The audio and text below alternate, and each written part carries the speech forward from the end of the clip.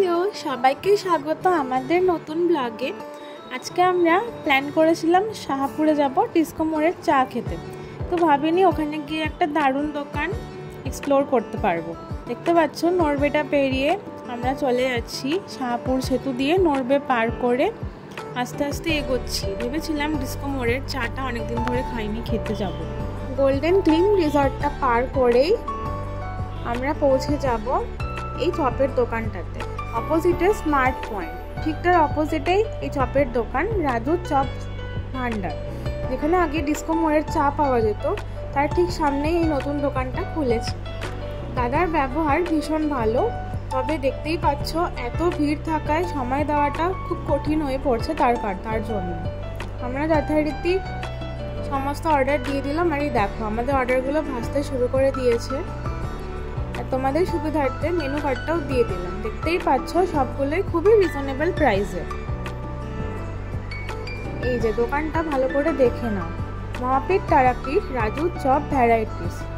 মানে বিভিন্ন রকমের চপ পাবে, ভেজ নন ভেজ ফিশ সব কিছু, আর গলদা চিংড়িও। আমরা নিয়েছিলাম লেগ পিস আর চিকেন স্টিক রোল।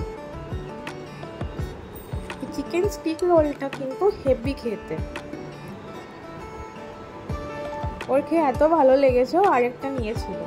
দেখো ভিতরটায় ভর্তি করে চিকেন দেওয়া, আর এটা তো চিকেন লেগ পিস, এটা পুরোটা লেগের ওপরে একটা আলুর কোটিং দিয়ে ফ্রাই করা, যেটা খেতে খুবই সুন্দর। দেখতেই পাচ্ছ কতটা ফ্রেশ চিকেন। এই দোকানের ইউএসপি হলো জিনিসগুলো খুবই ফ্রেশ। আর এই দেখো এই চিংড়ির চপ, এটাতে ভরপুর পরিমাণে চিংড়ি রয়েছে। এখানে কিন্তু কোনোভাবেই কিপটিমি করা হচ্ছে না, রিজনেবল প্রাইস থাকা সত্ত্বেও খুব ভালোভাবে জিনিসগুলো ভরপুর পরিমাণে দেওয়া। এটা ছিল ফিশ কাটলেট, এটা খেতে বেশ ভালো, আর চিকেন বোন কাটলেটটাও বেশ ভালো ছিল। ঠিক আছে, আচ্ছা 4টা থেকে 10টা, ঠিক আছে, থ্যাংক ইউ। দেখ এত কিছু খাওয়ার পরে আমাদের পেট কিন্তু একদম ফুল হয়ে গেছিল। দেন আমরা চলে গেলাম গন্তব্যস্থলে এই দোকান ছাড়িয়ে। আমাদের কিন্তু খুব ভালো লেগেছে, তোমরা সবাই এসে অবশ্যই ট্রাই করো, আর আমাদেরকে জানিও তোমাদেরকেও খেতে কেমন লেগেছে এই দোকানের চপগুলো। আমাদের কিন্তু ভীষণ ভালো লেগেছে। এরকম নতুন নতুন ভিডিও পেতে গেলে আমাকে ফলো করতে ভুলো না। Thank you so much for watching, by.